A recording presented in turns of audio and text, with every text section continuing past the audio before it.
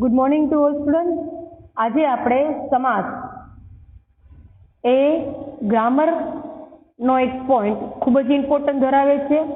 12th standard અને આગળ જતાં તમે કોઈ પણ એક ડિગ્રીને મેળવી લ્યો છો, કોઈ પણ વિભાગ સાથે, આર્ટ્સ, કોમર્સ કે સાયન્સ, અને ત્યાર પછી ગવર્મેન્ટ જોબ માટે તમે એ એક્ઝામની તૈયારી કરો છો, એમાં પણ 3 માર્ક્સ જેટલું આ વ્યાકરણ વિભાગ, ટોટલ આમ જોઈએ તો ગુજરાતી 25 માર્કનું વ્યાકરણ આવે છે.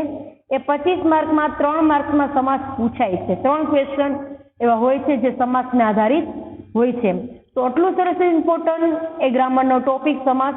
તો ચાલો જોઈએ આજે એના વિશે આપણે અભ્યાસ કરીશું. પહેલા તો સમાસ એટલે શું એની ડેફિનેશન સાથે એના પ્રકાર પણ આપેલા છે. તો સ્ટાર્ટિંગથી જોઈશું. આપણે મા બાપની સેવા કરવી જોઈએ. પહેલું વાક્ય છે કે આપણે મા બાપની સેવા કરવી જોઈએ. અન્નદેવનું અપમાન ન થાય. તમારો વિદ્યાભ્યાસ કેમ ચાલે છે? અમે આ ગાડીમાં બેઠા. રામ લક્ષ્મણ જાનકી, જય બોલો હનુમાન કી. અહીંયા 5 વાક્ય તમને અલગ અલગ રીતના આપવામાં આવ્યા છે. ઉપરના વાક્યોમાં ઘાટા અક્ષરે લખેલા 2 પદો, 2 પદ એટલે 2 શબ્દ, 2 શબ્દ કે તેથી વધુ એટલે કે વધારે પદોના એટલે કે શબ્દોના બનેલા છે. જેમાં જે શબ્દો 2 કે તેનાથી વધુ બનેલા છે એવા શબ્દોને શું કહેવામાં આવે છે? સમાસ કહેવામાં આવે છે. તો 2 કે તેથી વધુ પદો જ્યારે જોડાય છે, એટલે કે શબ્દનું સ્થાન એ પદ જ્યારે સાથે જોડાવામાં આવે છે કે જોડાય છે, જ્યારે એક પદ બને છે, 2 અલગ અલગ છે એને ભેગા કરીને એક બને છે, એટલે કે 2 શબ્દ અલગ અલગ અને એ 2 શબ્દને હું ભેગા કરું અને એ ભેગા કર્યા પછી નવો એક શબ્દ બને તો એને સમાસ કહેવામાં આવે છે. તો આવા 2 કે તેથી વધુ પદ, વધુ શબ્દ જ્યારે જોડાઈને એક નવા શબ્દનું સર્જન કરે છે, તો જે સર્જન થયેલો શબ્દ એને સમાસ કે પછી સામાસિક શબ્દ કહેવામાં આવે છે કે સામાસિક પદ કહેવામાં આવે છે. ખ્યાલ આવી ગયો? ડન. એક એક્ઝામ્પલ અહીં આપું છું. A પ્લસ બી તો શું બન્યું? AB. બરાબર. હવે A પ્લસ સી હું કરું છું, અહીંયા એડિટિંગ કરીને કરું છું, A પ્લસ સી તો શું બનશે? ABC. ક્લિયર? હવે અહીંયા મારે પ્લસ ડી કરવો છે તો અહીં શું બનશે?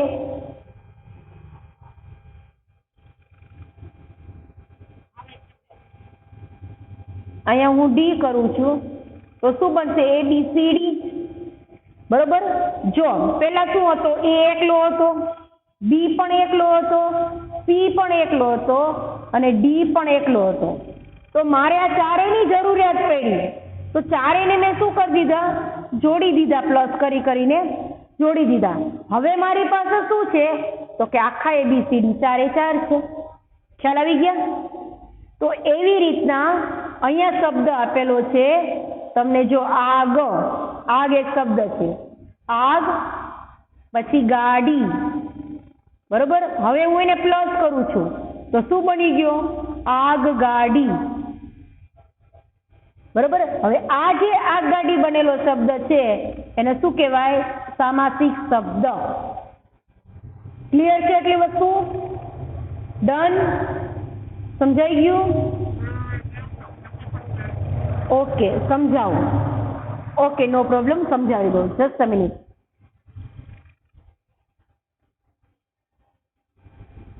હમણાં ક્લિયર થઈ જશે. ABCD સમજાઈ ગયું?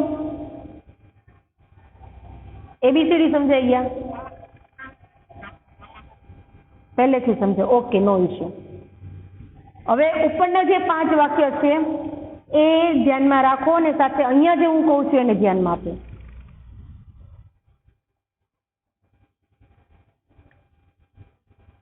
સિંહ, આસન,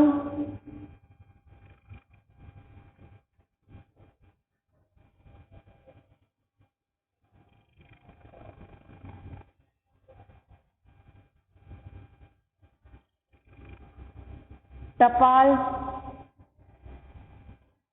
પેટી. હવે તમને એવું લાગે છે કે આ ચારે ચાર શબ્દ અલગ અલગ છે? ચાર શબ્દ અલગ છે કે નહીં? ચારેય શબ્દ અલગ છે કે નથી?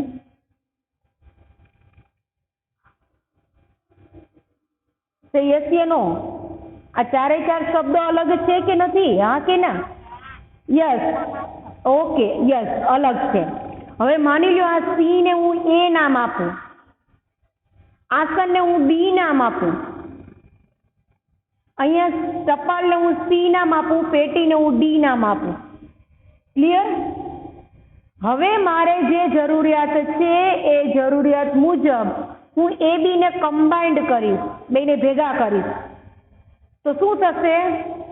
નવો શબ્દ શું બનશે? સિંહ પ્લસ આસન થશે. સિંહ પ્લસ આસન થશે. હા, સિંહાસન, રાઈટ? ગુડ. સિંહાસન. તો પેલા જોઈ બેટા શું હતો? તો કે સિંહ જ હતો, એક શબ્દ સિંહ હતો, બરોબર. હવે શું આવ્યું? તો કે આસન જોઈન્ટ થયો. તો એની સાથે જોઈન્ટ થયું તો કયો નવો શબ્દ બન્યો? તો કે સિંહાસન.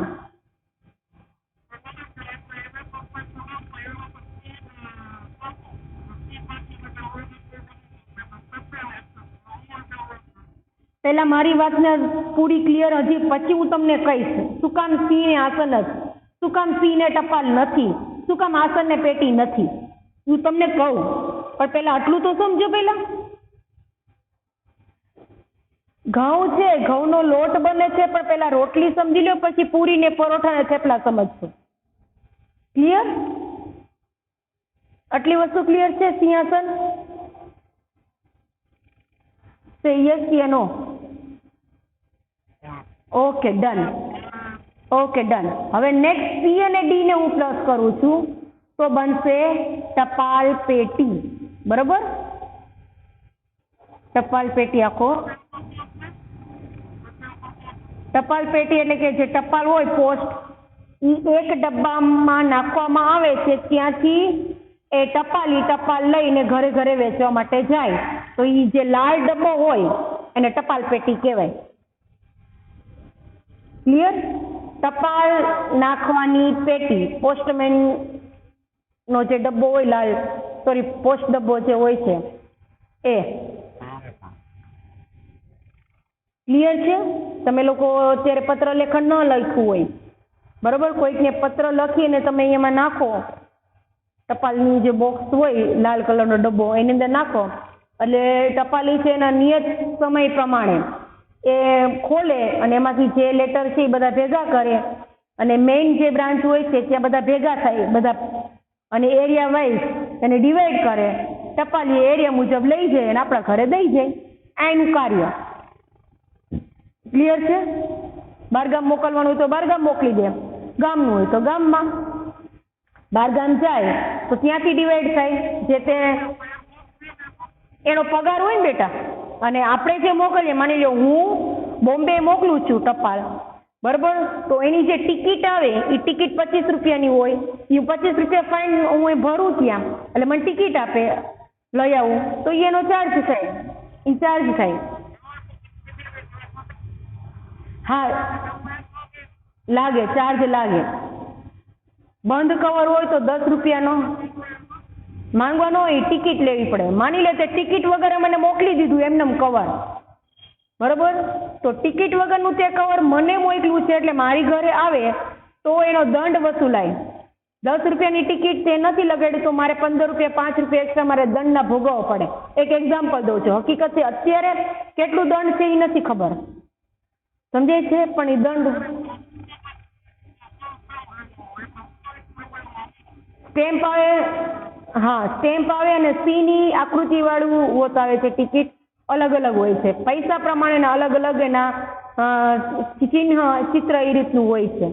જેમ આપણે 10 આવી ગયું, ઘણી બધી ફેસિલિટી થઈ ગઈ, પણ હજી ક્યાં ક્યાં ગવર્મેન્ટનું જે વર્ક છે એ બધું પોસ્ટ ઓફિસમાં જ થાય છે, એમાં જ કવર જાય છે ને એ બધું વર્ક. ઓકે, સારું. તો આટલું ખબર પડી ગઈ કે બે શબ્દને મેં જોડ્યા તો મને એક નવો શબ્દ મળ્યો. આટલું ક્લિયર છે? જે મને શબ્દ નવો મળ્યો છે એ સમાસ શબ્દ બન્યો છે. ક્લિયર?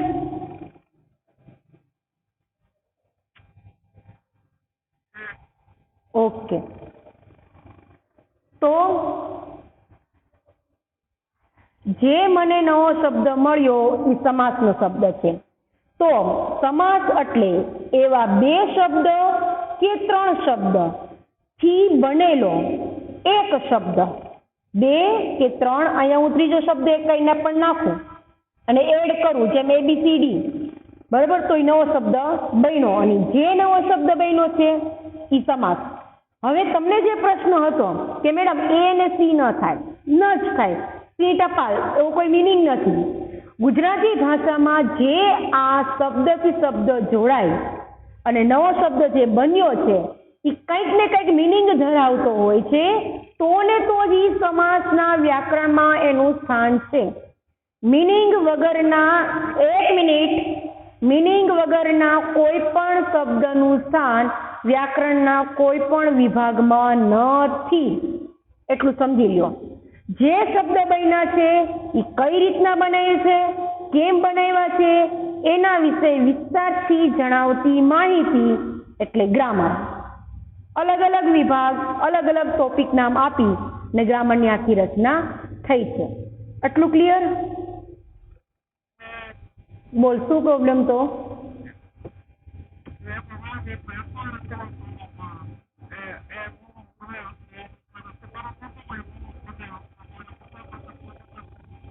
ના.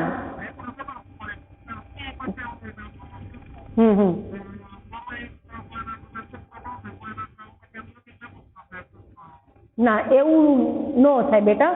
એની પાછળ ઘણા બધા વિચારો હોય, એની પાછળ બધી માહિતી હોય. એ માહિતી, વિચાર, જ્ઞાન આ બધાને ધ્યાનમાં રાખી ને શબ્દની રચના થતી હોય છે. બરોબર? સાહિત્ય એમનેમ ન બને, સાહિત્યના શબ્દ એમનેમ ન બને. બરોબર? કંઈક તો મિનિંગફુલ હોય તો ને તો જ એને સાહિત્યની અંદર એ શબ્દનું સ્થાન મેળવું હોય. ઇંગ્લિશના કોઈ પણ શબ્દ શું તમે ગમે એમ હોય ચાલે? ચાલે? ના ચાલે. 3 ઇડિયટ્સમાં તમને ખબર હોય તો બોર્ડમાં ઓલો પેલો લખે છે રાજુની 3 નામ, આગળ ગમે તે શબ્દ લખી દીધા ને કીધું આલો મિનિંગ ગોતો. યાદ છે ને? તો એનું મિનિંગ નથી. આખી બુકના થોતા ફરી મળ્યા. કારણ કે મિનિંગફુલનું કોઈ પણ જગ્યાએ ક્યાંય સ્થાન છે નહીં. સોરી, જે મિનિંગફુલ છે એનું સ્થાન છે, મિનિંગફુલ છે એનું સ્થાન છે, મિનિંગફુલ નથી એનું કોઈ પણ જગ્યાએ, કોઈ પણ લેંગ્વેજમાં સ્થાન નથી. ગુજરાતી એક નહીં, હિન્દી, કોઈ પણ લેંગ્વેજ લ્યો તમે, હિન્દી, સંસ્કૃત, ઇંગ્લિશ, મરાઠી, આ તે કોઈ પણ વિશ્વની કોઈ પણ ભાષા, જેનો મિનિંગ નીકળે છે એનું સાહિત્યમાં સ્થાન છે. મિનિંગ નથી નીકળતો, આડાઅવળું છે, તો એનું સ્થાન સાહિત્યમાં નથી. ક્લિયર? આટલી વસ્તુ ક્લિયર?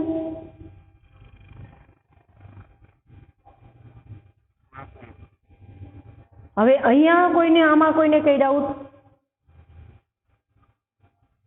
આટલામાંથી કોઈને ડાઉટ છે? નથી. Okay, thank you.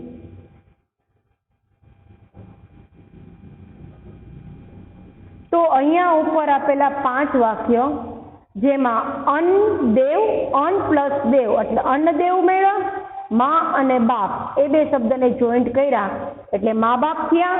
Vidya plus અભ્યાસ, એના પરથી વિદ્યાભ્યાસ શબ્દ બન્યો. આગ પ્લસ ગાડી, એનાથી આગગાડી શબ્દ બન્યો. રામ, લક્ષ્મણ અને જાનકી, સીતા માતાની જાનકી, ત્રણેયને ભેગા કર્યા એટલે રામ, લક્ષ્મણ, જાનકી થયા. હવે ઉપરના 5 વાક્યમાં જે ઘાટા અક્ષરે આજે હું 5 શબ્દ બોલી, મા બાપ, અન્નદેવ, વિદ્યાભ્યાસ, આગગાડી, રામ, લક્ષ્મણ, જાનકી, આ 5 કુસાઈ વચ્ચે ડિસ્ટર્બ કરવા નતર નીકળી જા ભાઈ તું.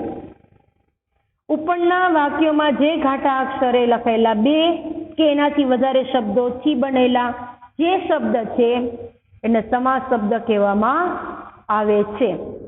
બરોબર. આ સમાસ શબ્દ ને સામાસિક શબ્દ પણ કહેવાય છે.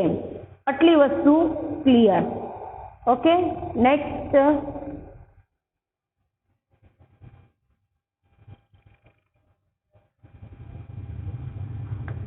સામાસિક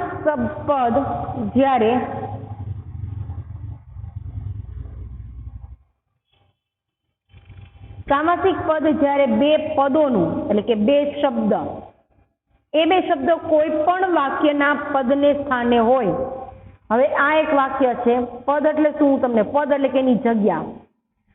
એક વાક્યની અંદર આ રીતનું એક વાક્ય હોય, છેલ્લે છે આપ્યું હોય ને ફૂલ સ્ટોપ હોય, નથી હોય ને ફૂલ સ્ટોપ હોય, કંઈ પણ. બરોબર. આ એક વાક્યની અંદર જે શબ્દો છે અહીંયા પણ હોઈ શકે. આગળ માની લ્યો કે હું એમ કહું, હું રમત રમું છું. હું રમત રમું છું. બરોબર. આ એક વાક્ય છે. એક વાક્યની અંદર આ એક પદ શબ્દનું પદ છે જે કર્તા પદ તરીકે છે. રમું છું આ એક ક્રિયાપદ છે ને રમત છે એ મારું કર્મપદ છે. ક્લિયર આ વસ્તુ?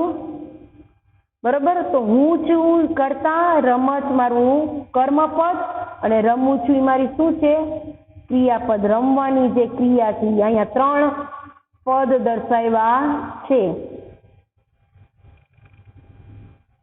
બરોબર. તો એક વાક્યની અંદર કર્મપદ, ક્રિયાપદ અને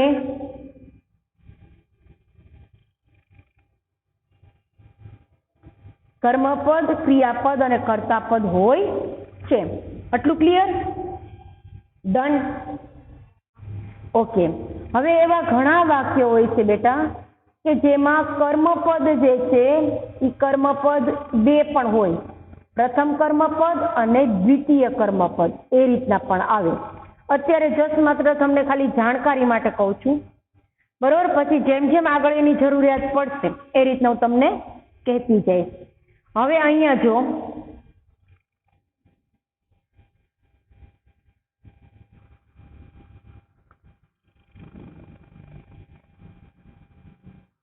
ઓકે બેટા, નેક્સ્ટ પીરિયડમાં સમજાવીશ. Thank you and God bless you બેટા.